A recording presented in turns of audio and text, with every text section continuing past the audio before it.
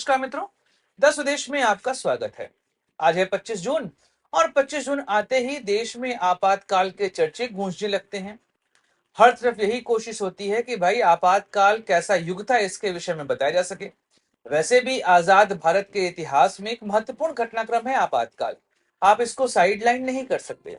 आपको इसके विषय में चर्चा करना पड़ेगा। उस समय क्या हुआ, उस समय कैसा दौर लोगों ने झेला, इन सभी विषयों पर बात तो होनी ही चाहिए। जहां एक तरफ वो पार्टियां जो कि आपातकाल के दौरान जेल में रही थी, वह उस समय को काले अध्याय के रूप में पेश कर रही हैं, और वहीं पर कांग्रेस यह कहने के प्रयास कर रही है कि आपातकाल मजबूरी में लगाया गया था और मजबूरी में लगाने के बावजूद वह कालखंड देश का स्वर्णिम काल था। उन्होंने महंगाई, इकोनॉमिक ग्रोथ रेट, इन सब चीजों पे बहुत डिस्कशन किया है। अभी तो मल्लिकार्जुन खड़गे जो कि वर्तमान समय में कांग्रेस के अध्यक्ष हैं, उन्होंने तो यह बात कह दी कि भाई आपातकाल को देश भूल चुका था। यह तो 50 साल पहले हुआ घटनाक्रम था, ऐसे में उस पर इस समय बात क्यों की जा रही है। आज की पार्टियां आपातकाल को उठाकर देश की जनता को गुमराह करने का प्रयास कर रही हैं। आपातकाल पुरानी बात थी, हो गई, इस पर हमें आज चर्चा क्यों करनी चाहिए। यहाँ तक कि कांग्रेस के कई सारे सहयोगी दल, उसमें खासकर मैं बात करूं शिवसेना उद्धव ठाकरे वाले गुट की, तो संजय राउत जो कि मुख्य प्रवक्ता हैं उस पार्टी के, वह तो यह कह गए कि भाई आपातकाल का समय देश के लिए एक अच्छा समय था। वैसे बाला साहब ठाकरे ने भी आपातकाल का समर्थन किया था। ऐसे में अगर शिवसेना उद्धव बाला साहब ठाकरे इसका समर्थन करे तो कोई अलग बात यहाँ पर नहीं है। लेकिन हम लोग आपातकाल को लेके आज एक अलग तरह का डिस्कशन करने वाले हैं। हम बात करेंगे 1977 के चुनाव की और उसके बाद 1980 के चुनाव की। इन दोनों विषयों को देखकर हम समझ पाएंगे क्या सही तौर पर आपातकाल को लेकर जो निराशा थी, जो गुस्सा था, वह क्या पूरे भारत में फैला हुआ था या केवल या कुछ पार्टियों के द्वारा फैलाया गया प्रोपेगेंडा था। हम इस विषय पर बात करने वाले हैं। देखिए, शुरुआत करते हैं आपातकाल को लेकर, जिसको लेकर आपको यह पता है कि देश में उस समय राजनीतिक टर्मोइल आया हुआ था, जिसमें इंदिरा गांधी को स्वयं उनके चुनाव जीतने को लेकर हाई कोर्ट ने सजा सुनाई थी कि भैया आपने गलत तरीके से चुनाव जीता है, ऐसे में आपको इस्तीफा देना पड़ेगा।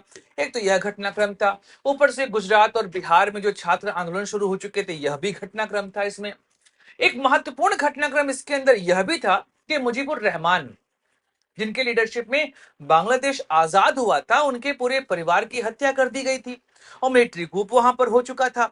इसके बाद इंदिरा गांधी को भी डर लगा कहीं उनके परिवार के साथ भी यह ना कर दिया जाए। इन सब विषयों को लेकर इंदिरा गांधी के ऊपर बहुत दबाव पड़ा और उन्होंने इमरजेंसी का ऐलान कर दिया। कई लोग यह मानते हैं कि संजय गांधी ने इंदिरा गांधी को इतना कंपेल कर दिया कि आपको इमरजेंसी लगानी ही पड़ेगी, और उस समय जो राष्ट्रपति बने थे फखरुद्दीन अली अहमद साहब, उन्होंने भी हस्ताक्षर कर दिए।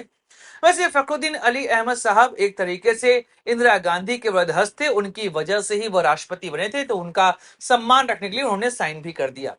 मैंने तो यहां तक पढ़ा है कि वह ये भी कहा करते थे कि अगर इंदिरा गांधी उनसे झाड़ू लगाने को कहेंगी तो वह झाड़ू लगाने को भी तैयार है।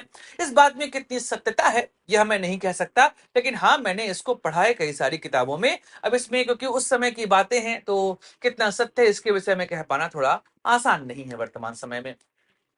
तो अगर हम लोग यहाँ पर बात करें तो इमरजेंसी क्यों लगी, इसको लेके बहुत सारी बातें हैं। आप कुलदीप नैयर की किताब पढ़ सकते हैं, जो इमरजेंसी पर उन्होंने लिखी थी, वो किताब मुझे काफी पसंद आई थी, आप उसको पढ़ सकते हैं यहाँ पर। लेकिन हाँ, अगर हम 1970 की बात करें तो आपको पता है कि इमरजेंसी 25 जून 1975 को लगाई गई थी और इमरजेंसी हटी है 18 जनवरी 1970 को। लगभग पौने 2 साल इमरजेंसी इस देश में रही। जो आज के समय में कांग्रेस के कई सारे नेता, कई सारे उनके सहयोगी और समर्थक यह दावा कर रहे हैं कि आपातकाल इसलिए लगाया गया क्योंकि आपातकाल के समय सीआईए और कई सारी विदेशी ताकतें देश को अनस्टेबल करने का प्रयास कर रही थी। देश की विपक्षी पार्टियों को वो पैसा पहुंचा रही थी। जेपी मूवमेंट को लेकर वो कह रही कि उसमें इन्वेस्टमेंट हुआ था, जिसका मतलब था कि देश में सशस्त्र विद्रोह करवाया जाए वर्तमान सरकार के खिलाफ। ऐसे में इंदिरा गांधी के पास कोई ऑप्शन बचा नहीं, उन्होंने इमरजेंसी लगा दी। फिर वो यह कहते पाए जाते हैं कि इमरजेंसी के दौरान देश में सब कुछ अच्छा चल रहा था, महंगाई दर बहुत कम हो चुकी थी, ट्रेन टाइम पर चलती थी, जज फैसले देने से पहले सोचा करते थे और गरीबों के लिए काम हो रहे थे। ये सब कई सारी बातें यहाँ पर कही जाती हैं। अगर उस दौर के विषय को और पढ़ेंगे तो आपको पता चलेगा कि भाई जो मध्यम वर्ग हुआ करता, जो जो यहाँ पर शिक्षित वर्ग होता था, वो सही तौर पे इमरजेंसी से काफी खुश दिखाई दे रहा था। लेकिन जो गरीब तबका है उसके ऊपर इमरजेंसी का दबाव बहुत ज्यादा महसूस हुआ। क्यों मैं ऐसा कह रहा हूं? क्योंकि संजय गांधी ने उसी समय नसबंदी कार्यक्रम चलवाया था। लोगों को पकड़ पकड़ के उनकी नसबंदी कराई गई थी। आप यह समझिए, जनसंख्या नियंत्रण को लेके एक ऐसा अमानवीय कृत्य उस समय की सरकार ने शुरू किया था जिसको आज भी आप जस्टिफाई नहीं कर सकते हैं। जनसंख्या नियंत्रण को लेकर 1971 से लगातार बातें चल रही थी, क्योंकि 1961, 71, 81 यह 3 ऐसी जनगणना हुई जिसमें यह पता चल रहा है कि देश की जनसंख्या अचानक से बढ़ने लगी। इस समय को आप पॉपुलेशन विस्फोट के फॉर्म में भी यहां पर कह सकते हैं। तो ऐसे में उस समय उत्तर भारत में जनसंख्या नियंत्रण को लेकर नसबंदी कार्यक्रम संजय गांधी ने अपने कंट्रोल में चलाया। यहां तक कि दिल्ली के अंदर कई जगहों पर जो गरीब लोग थे उनको वहां से हटाया गया, क्योंकि वह दिल्ली की उस सोसाइटी के साथ सूट नहीं कर रहे थे। यह सभी बातें सत्य हैं, इनको आप वेरीफाई भी कर सकते हैं जब आप कई सारे डॉक्यूमेंट्स यहां पर पढ़ेंगे। तो इमरजेंसी कालखंड में कुछ छोटी छोटी चीजों का अच्छा होने का मतलब यह नहीं है कि देश का वह स्वर्णिम काल था जैसे इस समय कांग्रेस और उसके समर्थक उसको रिप्रेजेंट कर रहे हैं। और बाहरी शक्तियों के हाथ को यहां पर लगातार बात जो है वह कोट की जा रही है। खासकर 1978 में इंदिरा गांधी के एक इंटरव्यू की बातों को यहां पर कोट किया जा रहा है। अगर विदेशी ताकतों का इतना ही हाथ रहा है देश में इमरजेंसी को लेकर, जिस वजह से सरकार को बहुत मजबूर होकर इमरजेंसी लगानी पड़ी, तो फिर 1976 में हुआ 42वां संविधान संशोधन किसके अंतर्गत आएगा? हम सभी जानते हैं कि भारतीय संविधान की प्रस्तावना में शुरुआत में केवल 3 आइडियल्स ही हुआ करते थे, जहां पर हम सॉवरेन डेमोक्रेटिक रिपब्लिक हुआ करते थे। पर 42वें संविधान संशोधन में देश के संविधान में 2 नए शब्द ऐड किए गए। वैसे 4 शब्द ऐड किए गए थे, पर उन दोनों की बात नहीं करूंगा, यह 2 शब्द प्रमुख हैं। यहां पर 2 वर्ड ऐड किए गए, एक था सेकुलर और एक था सोशलिस्ट। यह समाजवाद का शब्द यहां पर क्यों ऐड किया गया? आप अगर नोटिस करेंगे तो 1971 में जब भारत और पाकिस्तान के बीच में वॉर हुई थी, उस समय यूएसएसआर ने भारत का बड़ा समर्थन किया था। क्या उस समर्थन की वजह से इंदिरा गांधी सरकार के ऊपर इतना दबाव बना कि वह अपने संविधान के अंदर सोशलिज्म को ऐड करना उनकी मजबूरी बन चुकी थी? क्योंकि सोशलिज्म को लेकर बी आर अम्बेडकर जी का साफ कहना था कि अगर उनको यह एहसास हुआ होता कि देश के संविधान में पंथ निरपेक्ष और समाजवाद को ऐड करना है, तो वह पहले ही ऐड कर चुके होते। क्योंकि अगर आप 1948 से लेकर 1950 के बीच में संविधान सभा में हुई बहस को सुनेंगे, तो आपको यह पता चलेगा कि समाजवाद को लेकर वहां बातें स्पष्ट थी। वहां पर बी आर अम्बेडकर का यह साफ कहना था कि जो संविधान लिखा जा रहा है वहां पर हम किसी भी यहां पर यह नहीं कहते कि भाई सरकार का अपना एक आर्थिक विचारधारा है, क्योंकि आर्थिक विचारधारा यहां पर देश की अपने अकॉर्डिंग होगी और यह मिश्रित अर्थव्यवस्था के रूप में आगे बढ़ेगा। अगर अपने संविधान में समाजवाद को ऐड कर देंगे तो इसका मतलब साफ है कि देश में सरकार केवल और केवल समाजवाद के आधार पर चलेगी। तो अगर बी आर अम्बेडकर जी को यह लगा होता तो वह उस समय इसको ऐड कर दिए होते। बाद में क्यों ऐड किया गया? क्योंकि उसी दौर पे जो यूएसआर है वह इतना अपने आप को इन्फ्लुएंस कर चुका था भारत के ऊपर कि भारत के ऊपर दबाव बहुत बना। और खासकर 1971 की किलाई के बाद जिस तरीके से यूएसआर ने भारत का समर्थन किया था, उस दबाव में आकर इंदिरा गांधी ने भारतीय संविधान के अंदर एक बहुत बड़ा चेंज किया और भारतीय सरकार को, भारत देश को एक समाजवाद देश के रूप में आगे बढ़ाने का प्रयास किया। जबकि भारत की जो इतिहास देखेंगे या वर्तमान देखेंगे, भारत कभी भी एक समाजवादी देश नहीं रहा है। ऐसे में यूएसआर के दबाव में हमारे संविधान के अंदर एक बहुत बड़ा परिवर्तन किया गया। तो अब बात यह है कि विदेशी शक्तियों का दबाव सरकार पर था कि विपक्ष पर था, इसके विषय में तो इतिहास ही जानता है। वैसे हम सभी जानते हैं, जिसका एविडेंस हो उस बात को आप ज्यादा तर्कसंगत मानेंगे। अब बात कर लेते हैं 1977 के, जब हम इलेक्शंस के नतीजों की। आपको पता है कि 1977 में जिस समय इमरजेंसी हटाई गई, चुनाव की घोषणा हुई, तो चुनाव की घोषणा के बाद वोटिंग हुई।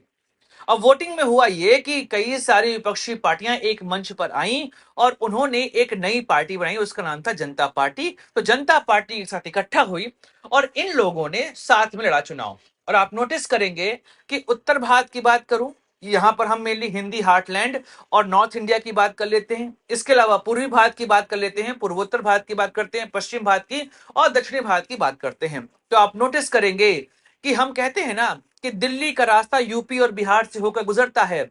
उस समय यूपी के अंदर आया करती थी 85 सीटें और बिहार में आती थी लगभग 54 सीटें। इन दोनों सीटों को जोड़कर कांग्रेस को मिली थी अंडा। इसके अलावा दिल्ली, पंजाब और हिमाचल में भी कांग्रेस को एक भी सीटों की प्राप्ति नहीं हुई थी। मध्य प्रदेश और राजस्थान के अंदर कांग्रेस को एक एक सीटों की प्राप्ति हुई थी।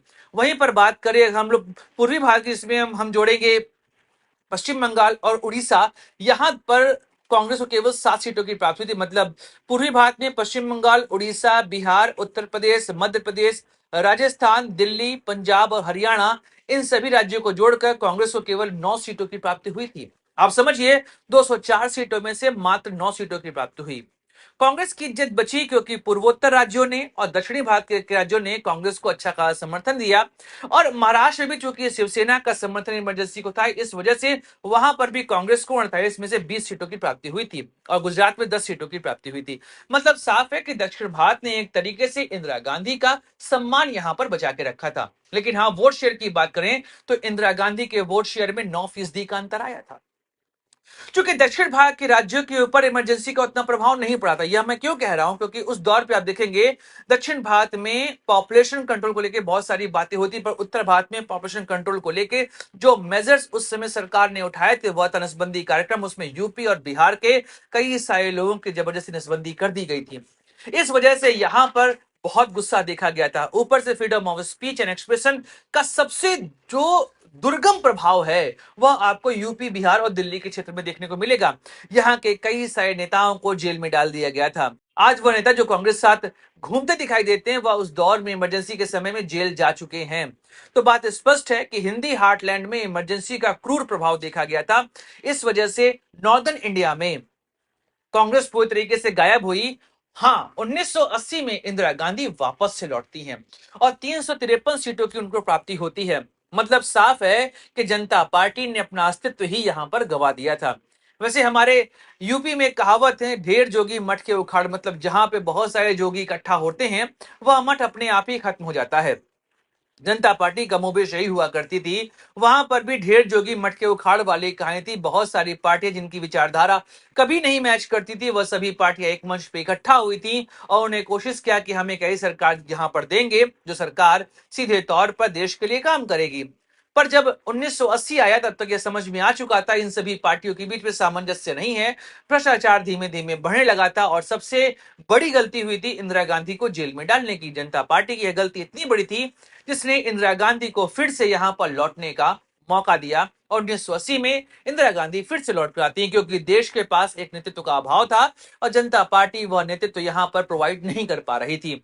मोरारजी देसाई, चौधरी चरण सिंह, इन दोनों के बीच में केवल प्रधानमंत्री बनने को लेकर रस्साकसी हुआ करती थी और हुआ भी यही।